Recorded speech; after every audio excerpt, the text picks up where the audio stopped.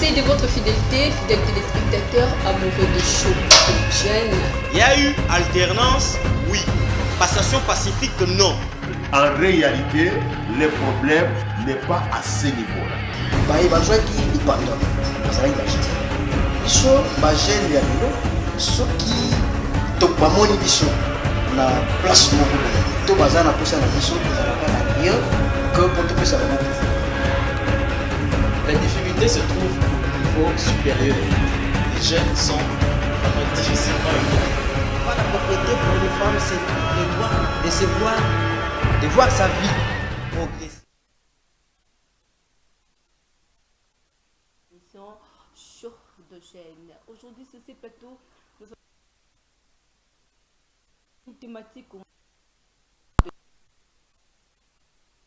sur l'engagement civique et politique de jeunes congolais. Et pour en parler, je ne suis pas seule. En face de moi, je reste pour vous deux jeunes leaders. C'est avec eux que nous allons juste essayer d'échanger par rapport à cette thématique de la soirée. Sur ces, en face de moi, j'ai Deograce Moussambou. Il est juste chercheur en droit, et ainsi que Vini Kolongama. Il est au moins ancien président de la communauté congolaise en Tunisie, ainsi que président de regroupement de jeunes leaders. Bonsoir et bienvenue. Bonsoir Madame Elali. Merci beaucoup. Je vais commencer d'abord avec le président Vini. Vous êtes au moins ancien président de la communauté congolaise, moi en Tunisie. Vu tout ce qui s'est passé avec les xénophobies, avec les jeunes congolais, vous, de votre côté, tant que président de cette communauté, qu'avez-vous fait? Oui, merci beaucoup Madame pour la parole. Et à cette époque-là, vous savez, ce n'était pas facile vu que nous étions des étudiants et nous avons été un peu limités. Nous avons été un peu limités. Nous avons fait appel normalement aux autorités compétentes et nous n'avons pas vraiment eu de suite favorable. Voilà pourquoi, en étant étudiants, dépendants aussi, nous avons préféré au moins d'observer jusqu'à ce qu'il d'attendre la réponse favorable des autorités. La communauté existe il y a combien de temps? La communauté, l'idée de la communauté, de créer l'idée de la communauté tunisienne, l'idée de créer la communauté congolaise là-bas en Tunisie, c'est fut fondé, je pense bien en 2011 ou 9, parce que moi j'ai débarqué là-bas en 2016, si je ne me trompe pas. Et maintenant là, nous sommes d'ailleurs même divisés en 4 groupes, dont il y a maintenant un président à Sfax, à Sousse, à Tunis et à Hammamet. Donc on nous a un peu divisés sur ce point-là, afin de nous empêcher de nous réunifier. Vous savez, ce n'est pas facile avec nous, les jeunes. Souvent, quand nous décidons de faire quelque chose, nous nous déterminons à faire quelque chose, mais vu que nous sommes un peu emportés par le soif d'être leader à sa façon, nous essayons un peu de ne pas de nous réunifier sur ce point-là. Et nous avons eu même la chance de voir l'ex-ministre de l'économie, Madame Bakassia. J'ai eu même le courage de l'affronter en face pour la dire le problème qui se passe en Tunisie, par exemple, certains problèmes comme l'exagération peut-être de l'équivalence des niveaux. Donc, c'est-à-dire l'équivalence des niveaux, je peux l'expliquer comment. Vous savez ce qu'on appelle ici en RDC, avant le diplôme, c'est l'attestation des réussites. Et vous savez, là-bas, l'attestation des réussites n'est pas reconnue. Tandis que l'attestation des réussites sort dans notre pays. Mais là-bas, dès que vous arrivez là-bas, vous devriez encore acheter une autre. Et là-bas, ça se va à 80 dinars. On vous dit d'aller payer à la banque. On vous donne un numéro de compte, donc il n'est même pas, l'argent n'est même pas versé en RDC. J'ai fait appel, j'ai même parlé de cela à Madame la ministre. Alors l'objectif, pour moi, l'objectif de cette communauté congolaise en Tunisie, c'est quoi? Vous militez, vous luttez en quoi en fait? L'objectif, c'est pas d'abord pour militer, vu que là-bas, la majorité sont des étudiants. L'objectif là-bas, c'est d'abord de nous réunifier. Vous savez, à l'étranger, même si vous étiez dans le pays, vous n'étiez pas vraiment très causant. Mais quand vous êtes à l'étranger, vous êtes des frères, vous êtes des sœurs, vous êtes obligés de vous réunifier. Donc notre objectif est d'abord de réunifier les Congolais et après de cela d'aider les Congolais en besoin peut-être majeur. Ça se passe normalement bien ou bien il y a des complications, quelques conditions au moins entre vous, de mésentente? Sans vouloir vous cacher, la situation se passe mal. La situation se passe mal parce que nous n'avons pas reçu des réponses favorables du gouvernement jusqu'à présent. La situation se passe toujours mal. Donc c'est un peu ça, c'est que je pourrais un peu dire sur ce point-là. Maintenant, là c'est juste au niveau du gouvernement, entre vous, les étudiants congolais en Tunisie. Quelle est la relation, comment vivez-vous entre vous les Congolais? La relation se passe bien entre nous les Congolais. Nous avons même une unité vraiment parfaite. Mais c'est au niveau juste de l'ambassade qui est un peu compliqué par rapport à d'autres ambassades du pays. Vraiment, nous, on a un peu des exagérations de certains documents ministériels, donc ça chauffe un peu. Et il y a d'autres parents, par exemple, qui n'ont pas de moyens. Ils ont les enfants sécher les études et tout. Et tout cela, quand nous faisons peut-être un rapport, ou soit il y a même perte de passeport, vous savez, ça prend beaucoup de temps. Et il y a d'autres personnes même qui ne retrouvent même pas ces passeports, même s'ils ont versé de l'argent à l'ambassade, tout ça. Ça se passe. Bon, il y a des vidéos même, nous en avons jusqu'à présent, des vidéos, ce qui s'est passé. Donc, les gens s'il faut, moi, essayer un peu d'être clair, c'est-à-dire que l'ambassade de la République démocratique du Congo ne vous accompagne pas dans les différentes difficultés que vous rencontrez moi en Tunisie? Absolument pas. Ça, vraiment, je l'ai dit à haute voix. Même les étudiants qui sont en Tunisie seront tout à fait d'accord avec moi. Parce que nous avons même milité. Moi, à l'époque, j'étais déjà à Kinshasa. Les étudiants sont venus pour réclamer leurs droits, comme d'habitude. Et vous savez, ils ont été chassés par la police tunisienne.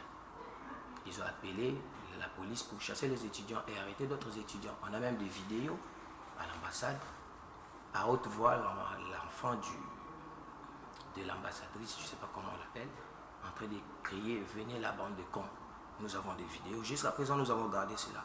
Nous attendons jusqu'à ce que peut-être le ministre des Affaires étrangères puisse nous recevoir un jour, afin de lui expliquer, parce que nous avons des preuves sur vidéo et même des audios.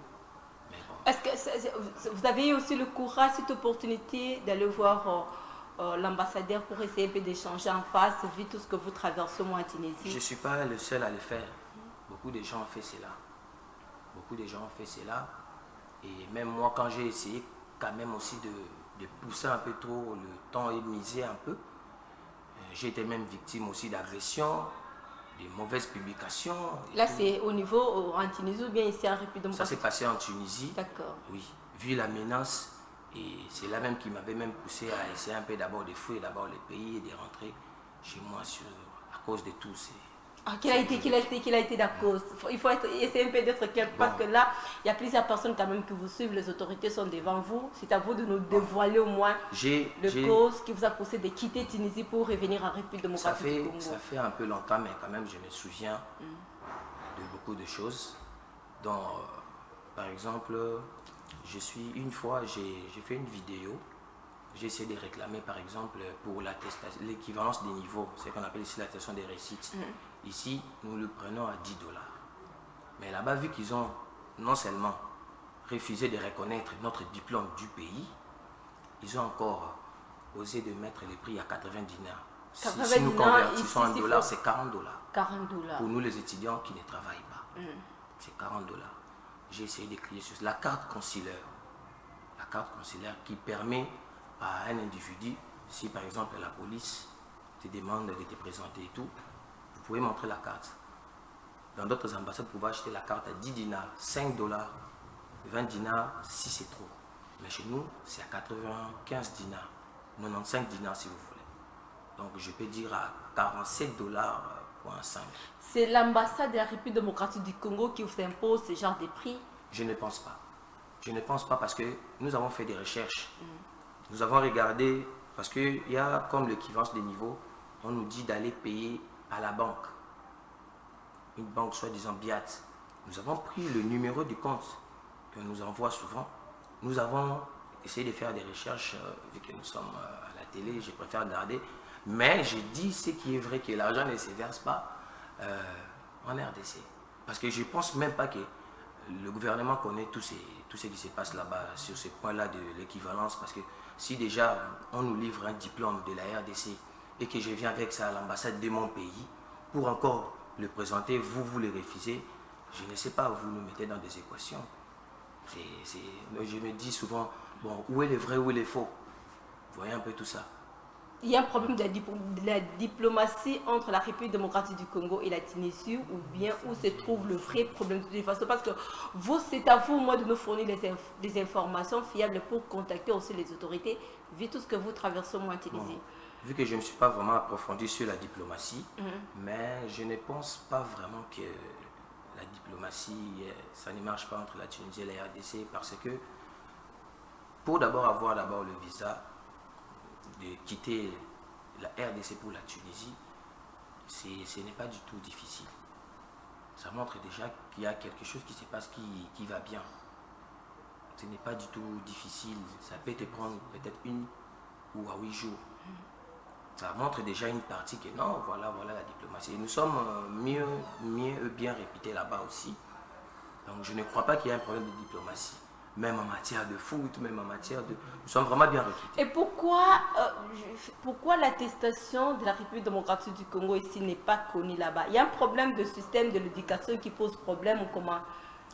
Bon, je ne peux pas vraiment dire beaucoup sur ce point-là, mais je pense que moi, vraiment, si aujourd'hui je me décide de dire ça, vu que je suis maintenant dans mon pays, et je peux le dire à haute voix, que les gouvernements puissent interpeller les responsables de l'ambassade de la RDC en Tunisie. Parce que ce qui se passe là-bas, c'est vraiment déplorable. Les étudiants souffrent, nous avons des vidéos, même si on nous appelle à telle heure, nous avons des preuves, nous avons gardé dans des disques durs un peu partout, pour essayer un jour de voir des autorités compétentes, afin qu'ils puissent agir. Il n'y a pas l'accompagnement des autorités congolaises, au moins, en face de vous, les étudiants, c'est ça, non? Je ne sais pas vraiment trop, parce que nous n'avons pas eu de réponse favorable. Donc je ne peux pas dire que nous sommes vraiment considérés. Parce que quand nous avons déjà, je me dis, quand je vois déjà une autorité, je lui pose le problème, nous attendons à de bonnes réponses. Mais tant que vous ne recevez pas des réponses, c'est vraiment déplorable. Merci beaucoup, Vini, ancien président de la communauté congolaise en Tunisie, de Yo. Grâce à vous, vous êtes moins chercheur, vous avez suivi les propos de Vini. Quel est votre commentaire, votre réaction par rapport à tout ce qui se passe en Tunisie? Oui, merci beaucoup Madame Elali, mais avant d'intervenir à toutes ces lamentations qui viennent d'être dites par mon ami, j'aimerais d'abord vous dire merci de m'avoir reçu encore une fois de plus sur votre plateau. En tout cas, je considère cet espace comme une forme d'un lieu où on va échanger, on va discuter sur des questions d'une haute portée sociologique qui peut apporter un certain nombre de conscience à la jeunesse.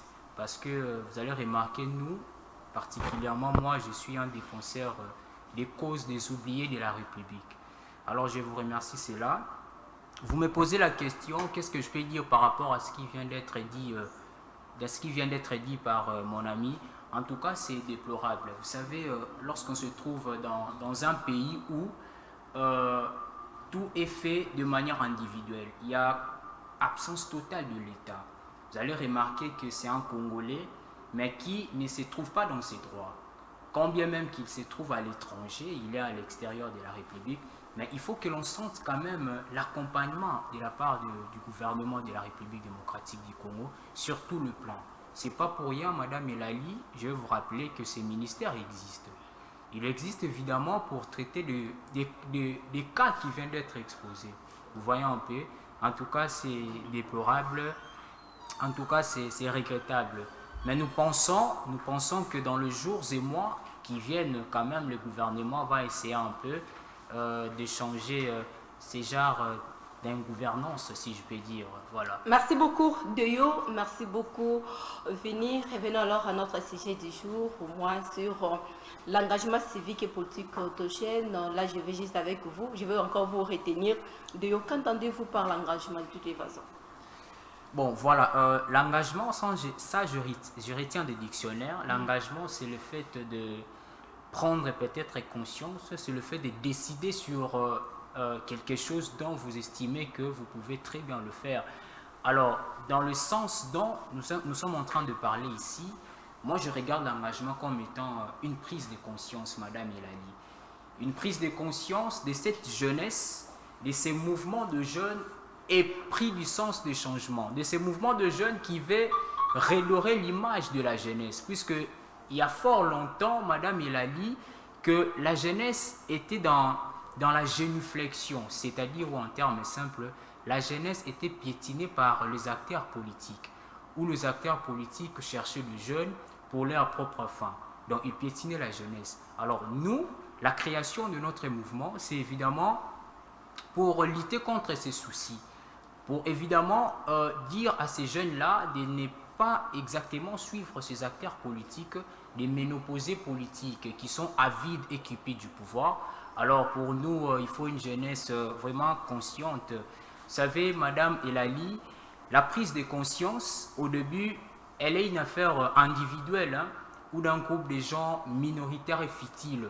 Mais par effet d'entraînement, la grande masse finit toujours par être conscientisée. D'accord, merci beaucoup. Pour ne pas monopoliser la parole avec vous, Fini, vous l'avez suivi. Croyez-vous que la jeunesse de la République démocratique du Congo a une conscience exacte, éclairée pour mettre fin plutôt à tout ce qui vient moi d'évoquer tout à l'heure? Oui, merci beaucoup, Madame, pour la parole.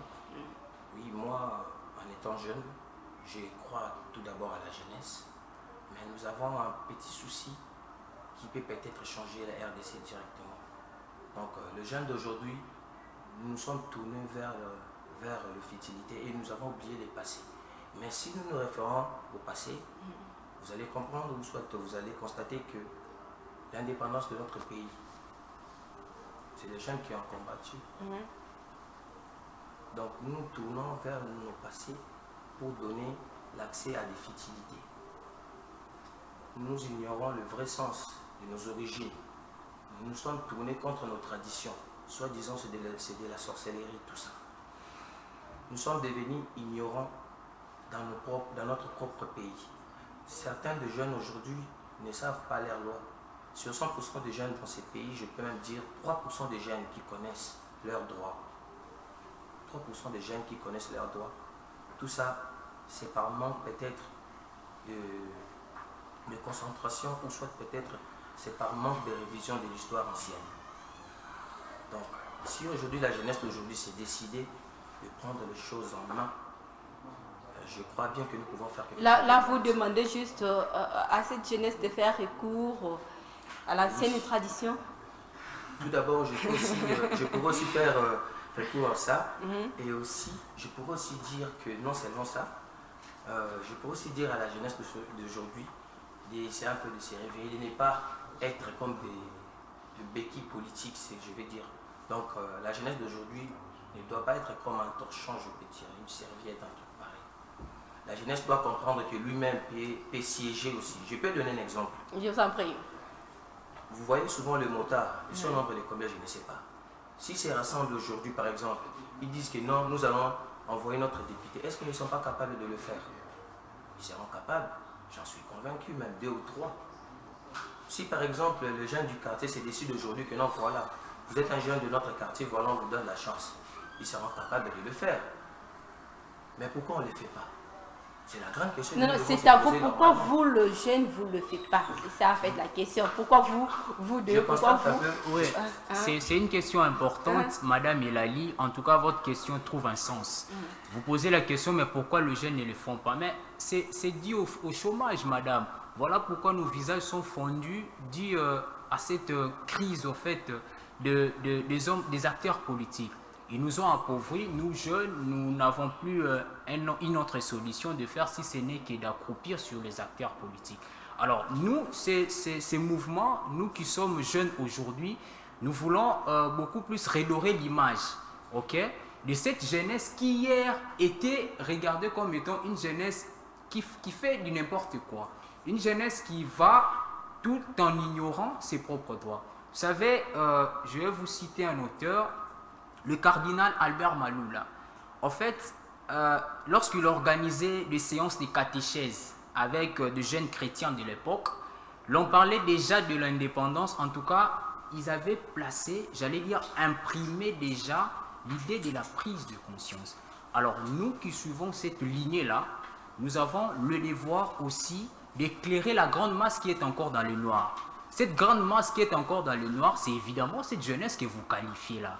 Une jeunesse qui ne regarde pas ce qui peut faire au lendemain. Une jeunesse qui ne veut pas assumer ses propres droits. Alors, il faut évidemment prêcher.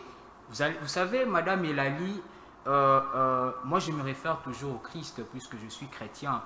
Le Christ, lui, il n'avait pas de voiture. Le Christ n'avait pas de voiture, mais on s'est posé la question, mais comment son évangile a eu à traverser toutes les extensions? C'est parce qu'il a investi dans l'homme. Alors nous faisons un peu comme l'évangélisation, mais sous une prise de conscience.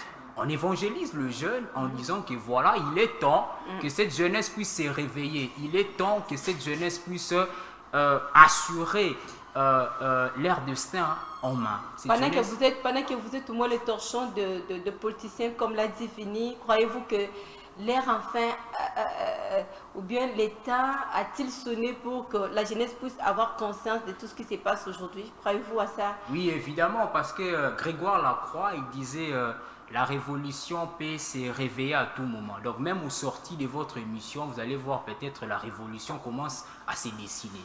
Donc tout est possible, Madame Elali. Moi, je crois fermement à cette jeunesse, à cette nouvelle jeunesse ou à ces nouveaux vents qui peut changer évidemment des choses. Voilà, donc je vais répondre comme ça à votre question. Je ne sais pas si tu es convaincu par rapport à tout ce que tu as essayé un peu d'évoquer ici, mais je vais quand même avec Vini. Comment expliquez-vous au moins l'engagement civique de jeunes en République démocratique du Congo? Bon, sur l'engagement civique en République démocratique du Congo, vraiment, je ne pourrais pas vraiment pousser un peu trop le pion sur ce point-là, parce que même moi-même, je suis toujours même en cours sur ce point-là d'examination. Je suis en train de voir comment les pays sont en train d'évoluer. Et en regardant même les jeunes, vous essayez quand même d'évoluer, mais vous rencontrez avec des défauts et des découragements aussi des jeunes. Mais bon, cela ne nous empêche pas peut-être à faire quelque chose qui est important, par exemple de sensibiliser les jeunes, de leur faire comprendre d'abord tout premièrement le droit. Parce que les jeunes normalement doivent connaître leurs droits dans ce pays. Ça c'est la chose la plus importante que j'ai même insisté. Les jeunes doivent comprendre leurs droits dans ce pays. Si les jeunes comprennent cela, je pense que il n'y aura pas vraiment, nous n'allons pas vraiment débattre souvent sur la jeunesse. Donc, croyez-vous que le jeune ne connaît pas au moins leurs droits? Absolument. Les jeunes ne connaissent pas leurs droits en République démocratique du Congo. Je peux le prouver partout, même, vous pouvez même, parce que vous savez même le jeune, je peux même parler même de la police. Vous savez même en armée, quand vous tirez une balle inutilement, sans cause, vous avez 5 ans de prison. Dans notre pays, vous avez 5 ans de prison. Mais des balles, ça se tire répétitivement. Mais si normalement la loi était applicable, ou soit le policier ou l'armée connaissait leurs droits, on aurait dû avoir plus de discipline dans ces pays. Tout ça en fait partie. Je ferme la parenthèse sur l'armée parce que nous ne sommes pas en train de parler de ça. Je suis en train de dire ça pour essayer de faire comprendre le jeune que vous devriez d'abord comprendre d'abord vos droits, ce qui est plus important. Quels sont ces droits-là? De toute façon, vous évoquez au moins ces problèmes un peu trop, les droits, mais il y a certains jeunes qui sont ici, quand même, nous avons des stagiaires peut-être qui se posent des questions. De quels droits s'agit-il? Voilà. De quels droits? Vous m'avez présenté Madame Elali comme chercheur en droit, juriste, donc je trouve que cette question tombe à point nommé. Alors je vais répondre. Lorsque vous lisez la Constitution, dans ces 3 sériations, c'est-à-dire l'exposé des motifs, les dispositifs ainsi que le terme qui conclut la conclusion, la Constitution, j'allais dire, vous allez remarquer dans le premier point, on énumère tous les droits qui sont, les droits subjectifs évidemment, tous les droits qui sont reconnus à la personne. Je vais citer un pour ne pas prendre votre temps. Vous savez, lorsque vous lisez l'article 23 de la Constitution, vous allez remarquer que cet article imprime l'idée de la liberté d'expression. Voyez-vous, qui est un droit reconnu à toute personne, pourvu que ces droits-là n'enfreignent pas ou n'atteignent pas peut-être ou l'outrage ou aller au-delà de ces entendements. Donc c'est déjà ça comme étant un droit. Il y a la liberté d'expression, la liberté de marcher. Donc la jeunesse doit savoir que voilà, il faut avoir cette maîtrise du texte qui organise la République. Déjà, ce que nous incriminons, en tout cas, c'est aussi le motif de notre sortie. Une question de précision, ça ce n'est pas une question de curiosité, mais une question de précision. On vous a privé vos droits de liberté. Un peu oui, hein. Un peu On oui. vous a privé le droit de marcher. Madame Elali, c'est comme si vous n'avez pas bien suivi ce que je suis en train de Non, dire. je vous ai bien suivi. Je veux juste avoir des précisions par rapport à tout ce que vous avez évoqué. Ce sont juste vos propos. Ouais. Je n'ai rien modifié. Ouais. Vous avez évoqué des problèmes de la Liberté d'expression. Voilà. Et puis le droit de faire des marches. Voilà. Est-ce qu'on vous a privé ça, oui ou non? Je dirais non. Pourquoi d'abord? Lorsque j'étais en train de parler sur la liberté d'expression, je vais dire que on nous a un peu privé de cette liberté parce que je vis un grand homme politique qui disait que voilà, c'est lui qui va parler sur peut-être une autorité, prison Otonda. Donc chose qui veut dire déjà que cette liberté un peu elle est privée. Vous voyez Madame Elali et les acteurs politiques aussi. Vous savez, lorsque vous allez dans des partis politiques, il y a des jeunes qui ont de très bonnes idées. Il y a des jeunes qui veulent vraiment redessiner l'histoire de notre pays. Mais parce qu'il regarde un acteur politique, c'est parce qu'il regarde quelqu'un, c'est comme ça que même ses propres idées sont aliénées par cette personne-là. Et pour moi, ou à mon sens, c'est une manière de privation de liberté qui ne dit pas mot. Donc c'est un peu dans ce sens-là que moi je suis en train de décrier que voilà, on a privé la liberté un peu de la jeunesse congolaise. On vous a privé un peu de liberté. La liberté d'expression, évidemment. Toi aussi, tu es victime de ça?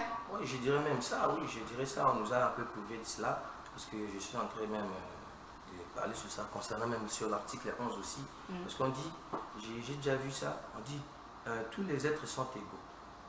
Tous les êtres sont égaux et ont le même droit. Ça existe dans la constitution de notre pays.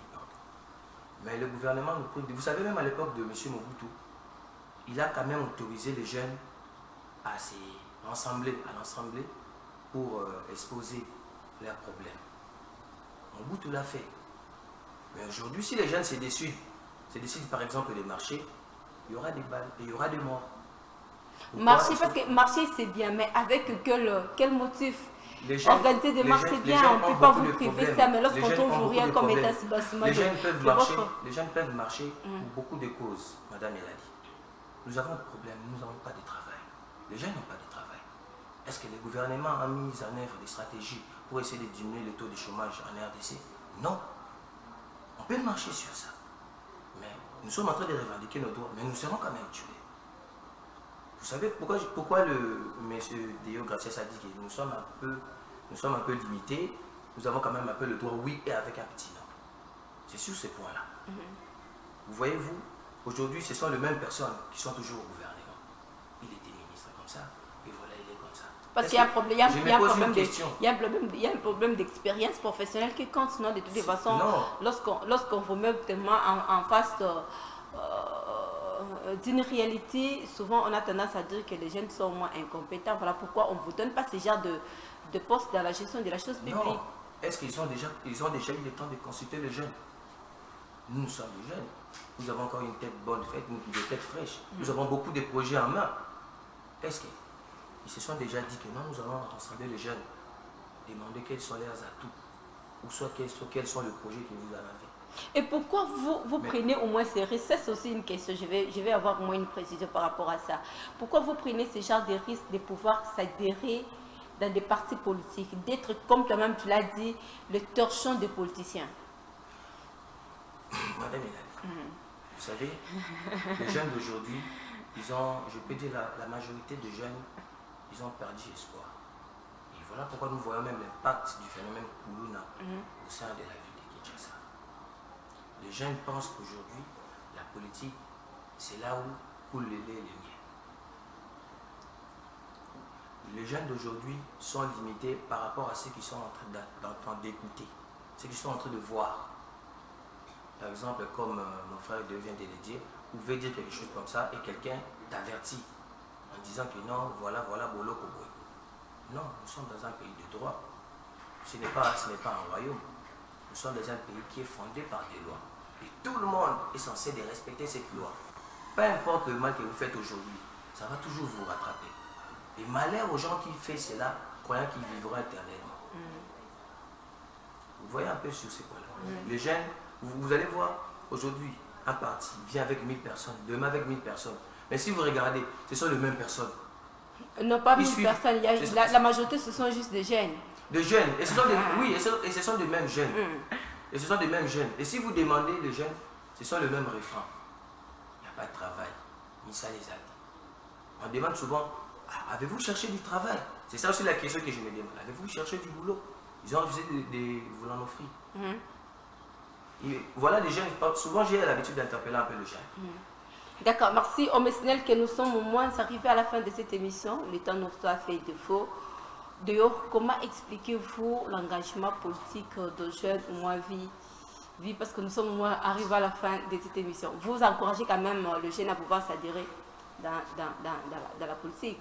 Merci beaucoup. Je vous remercie, Madame Elali, de nous avoir donné cette opportunité de porter ces messages, parce que nous avons eu cette chance qui n'est pas peut-être donnée à tout le monde.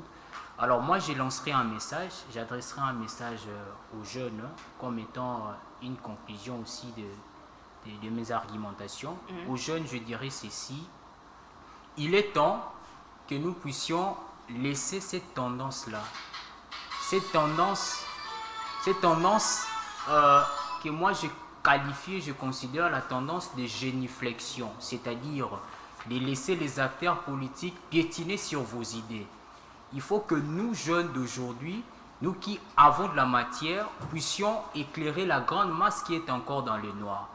Et donc, jeunes, il faut prendre conscience, jeunes, relève de la République, jeunes, gage du Congo de demain, parce que Patrice Emery Lumumba disait Congo, terre d'espoir, Congo, terre d'avenir. Merci. Merci beaucoup, Doyo. On va finir avec, au moins, votre mot de la fin. Ce que vous demandez au moins à la jeunesse, c'est que vous recommandez aussi aux autorités afin de pouvoir redresser le front des jeunes. Tout premièrement, je demanderai d'abord aux autorités d'essayer de concerter les jeunes. Ça, c'est un point important, d'essayer de concerter les jeunes, comprendre qu'est-ce qu'ils veulent normalement. Et deuxièmement, j'aimerais passer souvent un message fort aux jeunes, et surtout des jeunes en particulier qui sont en train d'œuvrer au banditisme, entre parenthèses, le Koulouna, que de cesser d'abord tout premièrement et de faire un effort de trouver un travail. Et aussi, il y a des jeunes peut-être qui ont perdu espoir. Je pourrais leur dire que dans la vie, tant qu'on vit, on ne perd jamais espoir. Et tant qu'une personne, une tête qui n'a pas été coupée, c'est tout à fait normal qu'il espère qu'un jour il peut porter un chapeau. C'est tout ce que je pourrais dire. Merci beaucoup, Fini. Merci beaucoup, Doyo, d'être là à ce soir. Merci, madame. Merci, ce n'est fini moi ce n'est fini pour aujourd'hui. Nous vous disons merci d'être nombreux devant vos postes télévisés pour suivre vraiment votre émission Chose de Jeunes. Nous vous demandons de suivre la rediffusion de cette émission le samedi à 15h30 pour une suite de programmes sur nos antennes. Au revoir.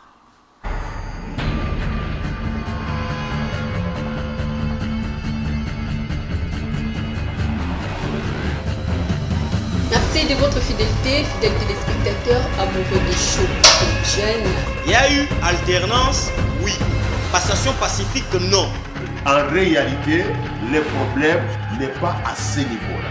bazwaki lipanda bazalaki bagene biso bagene ya lelo soki bamoni biso na place moko to baza na posa na biso ezalaka na rien que pour topesa bango.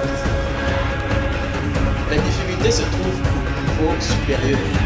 Les jeunes sont vraiment difficilement éduqués. La propriété pour une femme, c'est le droit de voir sa vie progresser. Si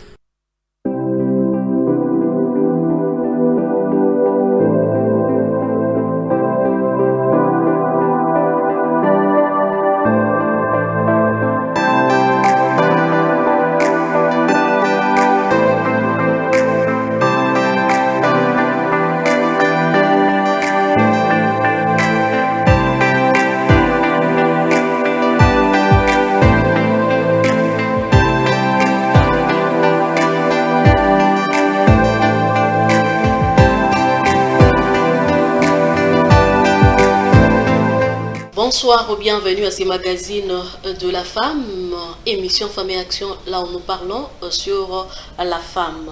Et c'est pour vous dire qu'aujourd'hui nous allons parler sur la femme comme mère. On va essayer un peu de différencier femme et aussi mère. Qui est femme et qui est mère. Alors je vais dire ceci sur ce, je ne suis pas seule sur ce plateau. Juste à côté de moi, il y a une grande dame. Elle s'appelle Maman Béni Kamba. Maman Béni Kamba, elle est aussi pasteur. C'est avec elle qu'on va essayer un peu de parler sur la femme comme mère. C'est un sujet que nous parlons avec elle aujourd'hui. Là maintenant, je profite de cette occasion pour lui dire bonsoir. Bonsoir maman. Bonsoir maman. Vous allez bien? Je vais très bien. La santé qui tourne ma casse. Santé, j'aime bien. Eh bien, comme je viens de le dire dans mon introduction, que nous parlons sur la femme comme mère.